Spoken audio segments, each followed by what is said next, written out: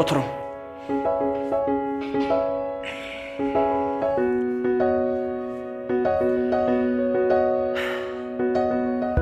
Ädim basıp 11 yıl ozar.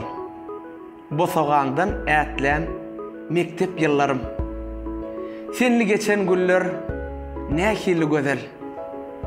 Bugün ümsüm ýatlan mektep yıllarım.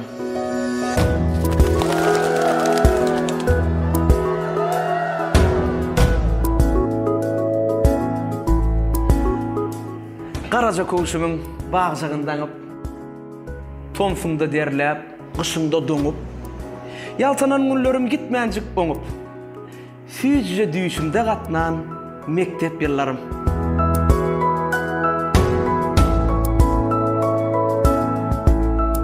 Düzülüp dur, 2-3lük beýäşligiň, durup otur nokat sıpat iýişligiň, bir zatlykda geçen ajap ýaşlygyň her gününi saatlan mektep yıllarım.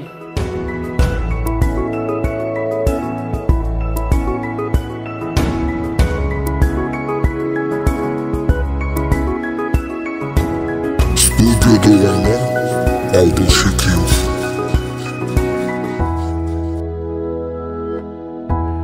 Uzun saçını çekip sınıftaş kıyıların, üstünden ätledik ençe kıyınların, bilim berjek bolýan mugallimlaryň ýürejegini otlan mektep ýyllarym.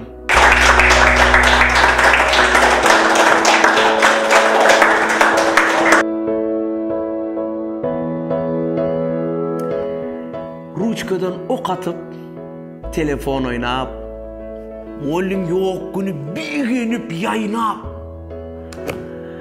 owadan gyýlaryň ysgyna gaýnap, SMS çuwaklan mektep ýyllarym.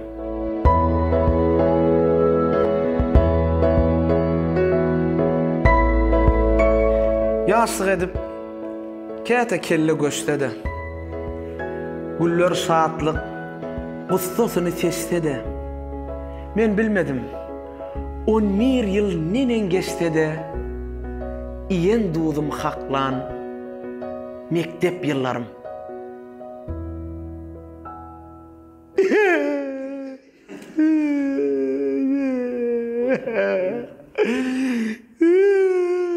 Kurtardı bekle. Siyah kurtardı be.